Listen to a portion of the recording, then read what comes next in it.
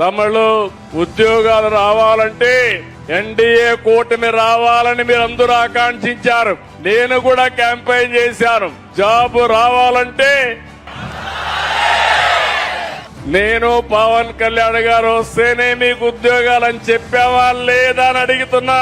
ఒకసారి చరిత్ర కూడా మీరు నెమరేసుకోవాల్సిన అవసరం ఉంది. నేను ఎప్పుడొచ్చినా గవర్నమెంట్ ఉద్యోగాలు ఇస్తాను, ప్రైవేట్ ఉద్యోగాలు వస్తాయి, కానీ వేరే వాళ్ళు వస్తే మాత్రం ఉండే ఉద్యోగాలు ఊడిపోతాయి. అందుకే మీరు చూస్తే పోలీస్ వ్యవస్థలో 99/2004లో 8,198 మందికి ఉద్యోగాలు ఇచ్చా సమైక్య ఆంధ్రప్రదేశ్ లో. రెండోది 14-19 9,464 మందికి జూన్ 18 నోటిఫికేషన్ ఇచ్చి పరీక్షలు కూడా మార్చి 2019లో పెట్టాం.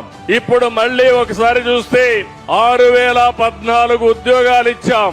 మొత్తం కలిసి 23,676 ఉద్యోగాలు నేను ముఖ్యమంత్రిగా ఉన్నప్పుడు మీకు ఇచ్చానంటే ఈ పోలీసు వ్యవస్థ పైన నాకుండే నమ్మకం.